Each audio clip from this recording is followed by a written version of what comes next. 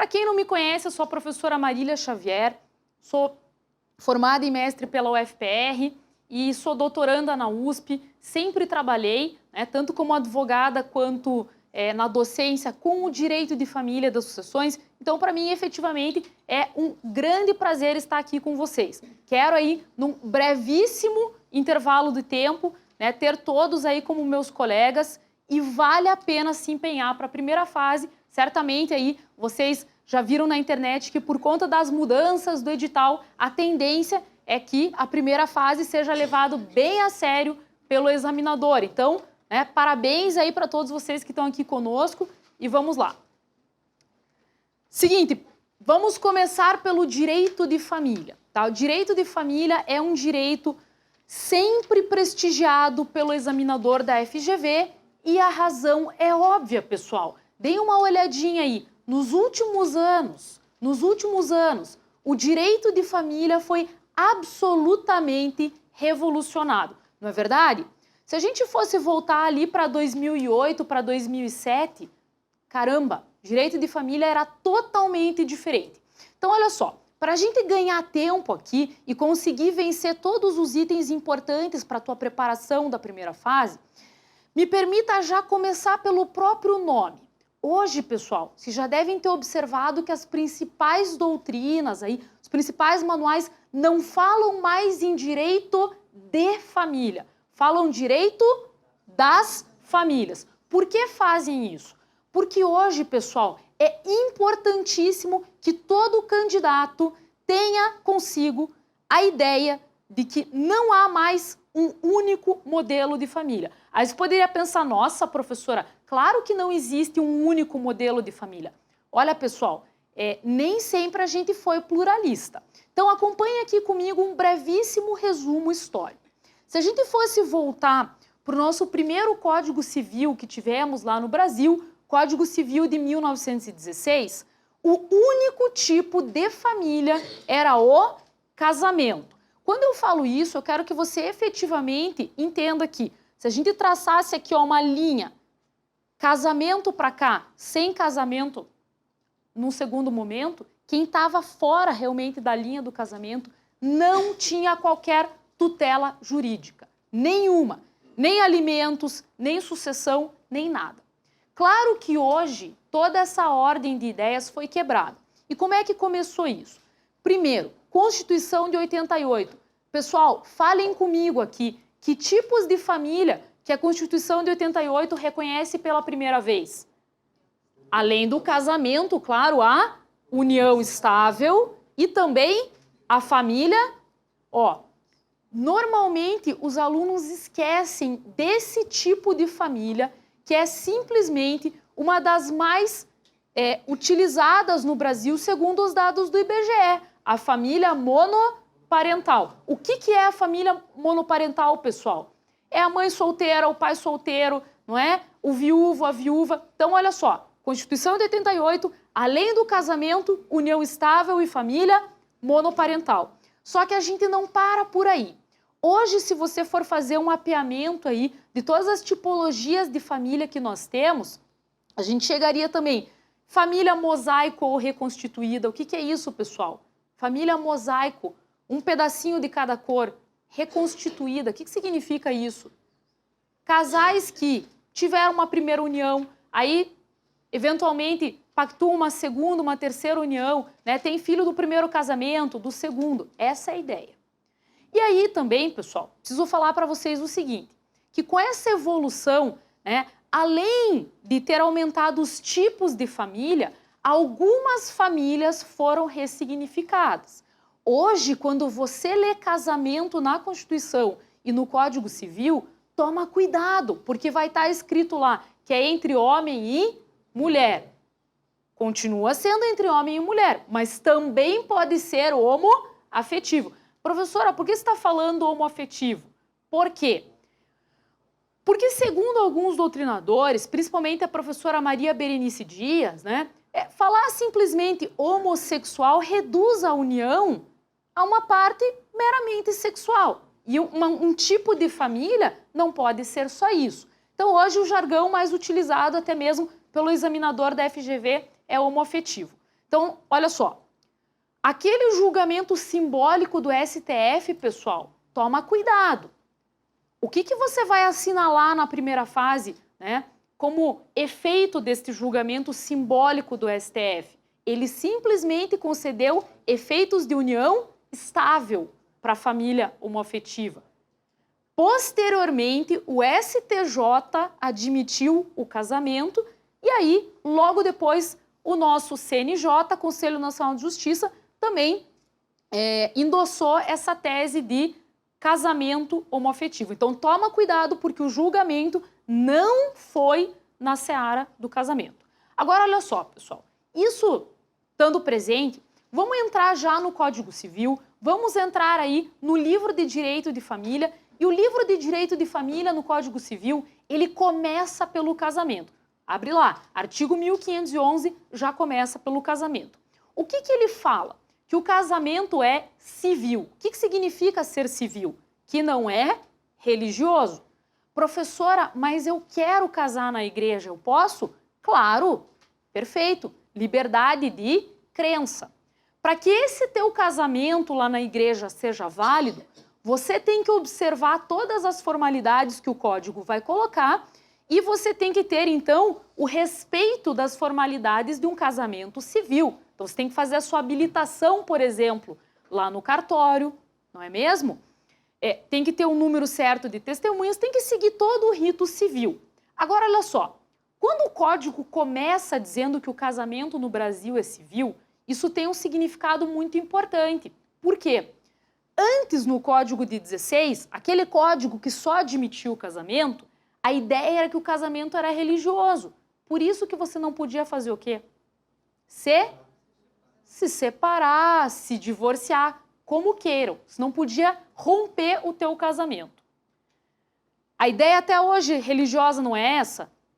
Que você está casado até que a morte separe. Por isso que hoje, quando a gente fala que o casamento é civil, significa que da mesma forma que você pode começar, você pode terminar. Depois a gente chega lá. Agora vamos caminhar aqui, pessoal. Casamento, então, é civil, é gratuita a sua celebração e mais, não existe mais a figura de cabeça do casal. Homem e mulher efetivamente são absolutamente iguais na tomada de decisão. Professora, isso é óbvio. Não é. No Código de 16 estava escrito que o homem era, sim, o responsável por gerir o casamento, por tomar as decisões e até por decidir a vida dos filhos. Estava escrito isso. Então faz diferença hoje. O examinador da FGV volta e meia toca nesse aspecto. Continuando, tá? Nem todo mundo, pessoal, no Brasil pode casar. Primeiro, você tem que ter idade suficiente. Pergunto a vocês, qual é a idade para casar no Brasil? 16 anos. 16 anos é a idade núbio. Agora, olha só. Mesmo que eu tenha idade núbio, que eu tenha 16 ou 17 anos, ainda assim eu sou considerado o quê? Relativamente incapaz. Vamos lembrar lá da parte geral do Código Civil. Se eu sou relativamente incapaz, pessoal, o que isso significa? Que eu preciso obrigatoriamente da autorização dos pais. Olha só, cuidado com a pegadinha do examinador. É ambos os pais. Professora, minha mãe deixa eu casar, o meu pai não. Posso? Veja, se existe divergência, quem que vai decidir? O juiz. Continuando aqui, pessoal. Ainda que você tenha idade núbio, ainda assim tem pessoas que não podem casar no Brasil. Tem pessoas que, segundo o artigo 1521, têm impedimento. Quem que tem impedimento de casar no Brasil, pessoal? Hein?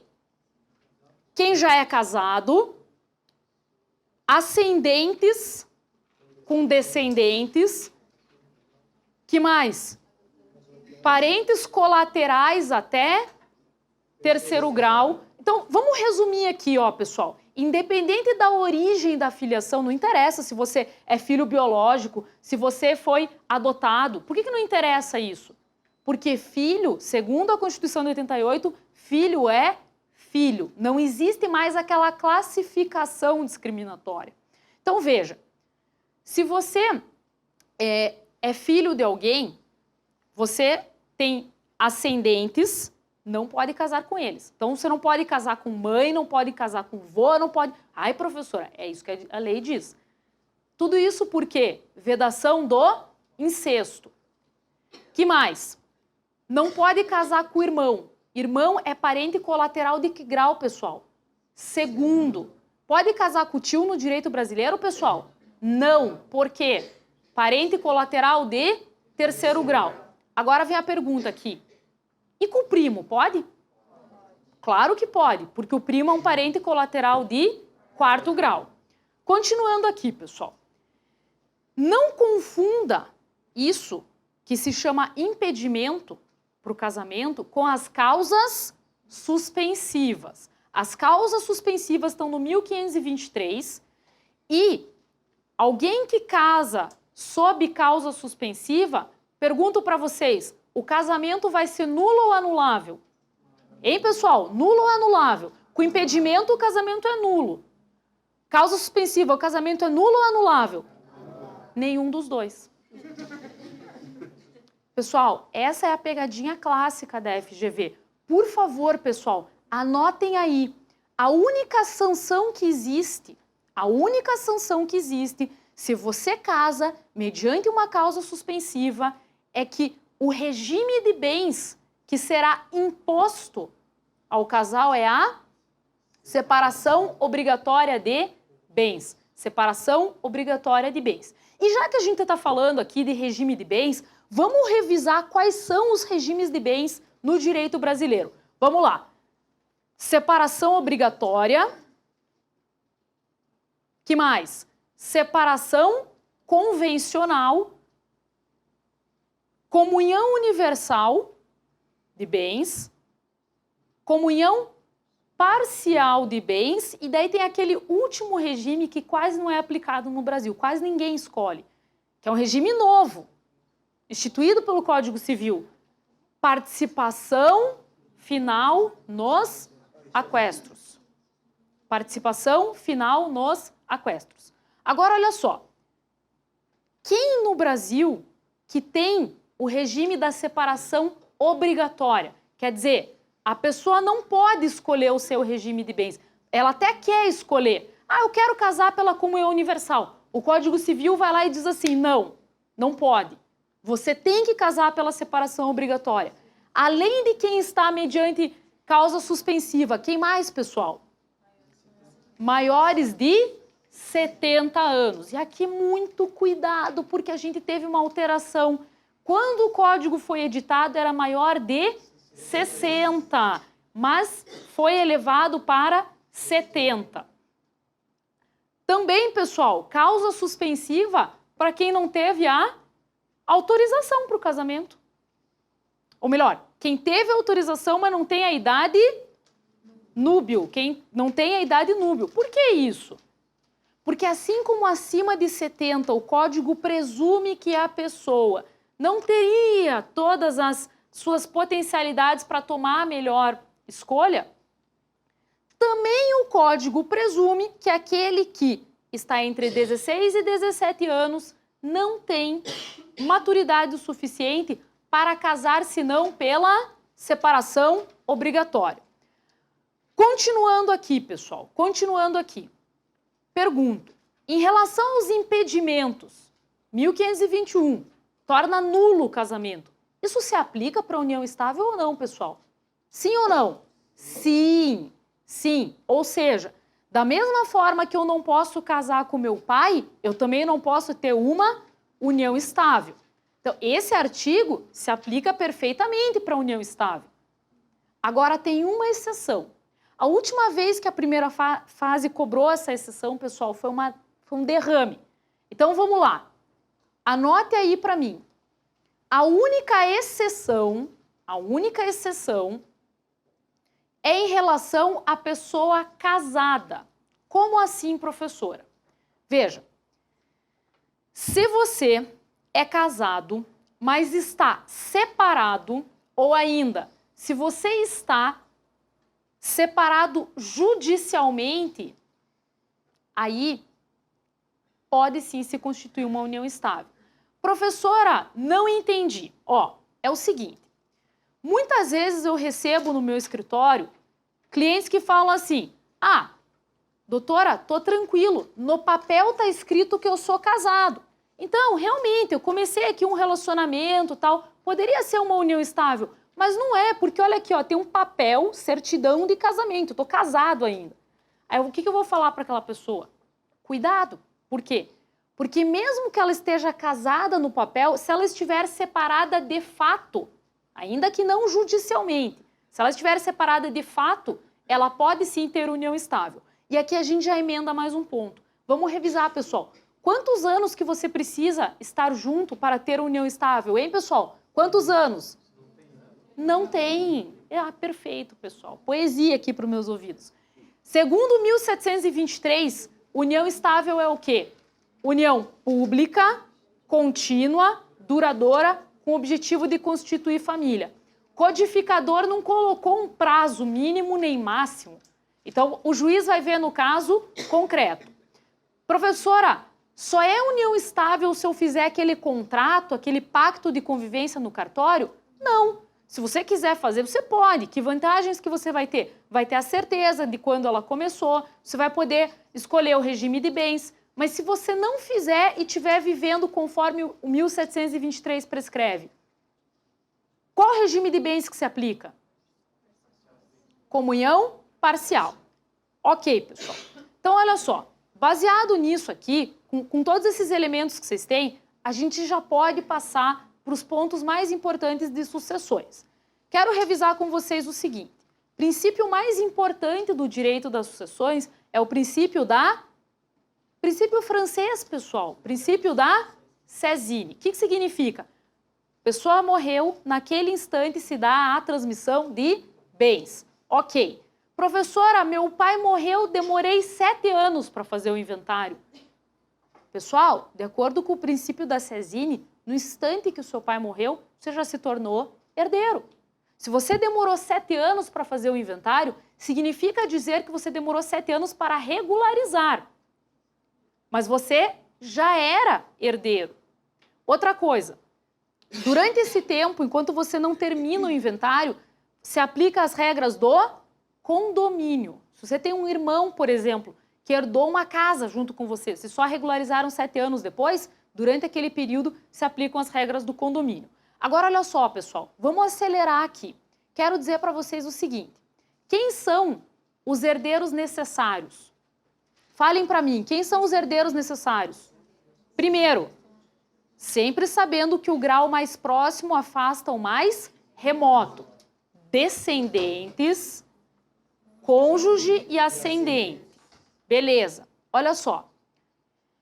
A FGV ama cobrar uma coisa bastante clássica, tá? E se cair exercício de direito de sucessão, você tem que me prometer que você vai pegar o teu lápis, a tua caneta e você vai desenhar. Márcio e Maria tiveram 3 filhos, Breno, Bruno e Brian. Não é assim? Já teve esses 3 filhos em 7 questões. Se você não fizer, pessoal, desmembrar, você erra, tá certo? Então, cuidado. Então, olha só. Quando te cobrarem isso, eu aposto com vocês, a FGV vai colocar que o casal ali era casado pela comunhão universal de bens. E daí o que você tem que saber? Hein, pessoal? O que você tem que saber? Que quando um dos cônjuges morre, o outro é meero. Ou seja, 50% daquilo é do cônjuge sobrevivente e aquela outra metade é dividida entre os herdeiros. Provavelmente, no exemplo da FGV, vão ser os filhos, tá certo? Outra coisa aqui que eu quero falar para vocês. Rapidamente aqui. Muita gente me pergunta, sabe? Professora, posso renunciar à minha herança em favor do meu filho? Vou falar para você, por favor, não faça isso. Por quê? Porque você pode renunciar à herança. Só que você tem que fazer isso por instrumento público e se eu fizer, você não passa para o teu filho, você passa para os herdeiros da mesma classe. Então, se você tiver um irmão e renunciar à herança, vai para o seu irmão. Agora, olha só. Esgotando aqui os pontos mais cobrados, deixa eu fechar a aula aqui, só falando de umas novidadezinhas que eu quero que até domingo que vem, não amanhã, pessoal, só dia 15, né? Você dê uma última olhada. Primeiro, anote aí. Dê uma última olhadinha, pessoal, na Lei de Alimentos Gravídicos, na Lei de Alienação Parental. Saiba, pessoal, que hoje a grande novidade do direito de família é que no Código Civil e no CPC está agora positivado que os avós têm o quê? Direito de visita. É um direito dos avós. Será exercido se cumprir o melhor interesse da criança. Aí antes que alguém me pergunte para fechar a aula, professora, e alimentos? Então o vô e a avó têm direito à visita, mas e alimentos? Eles têm dever de pagar? Sim ou não, pessoal? Depende. Por quê? Porque segundo o entendimento pacificado do STJ, esta é uma obrigação o quê?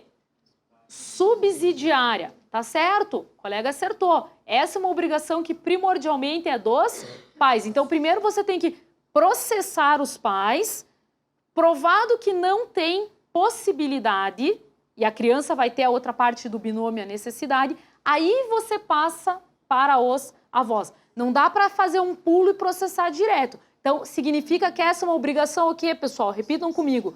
Subsidiária. Pessoal, foi um prazer estar aqui com vocês. Uma excelente preparação até o dia 15. E fiquem aí com o professor Barbieri, que com certeza vai dar uma aula espetacular. Boa sorte, pessoal!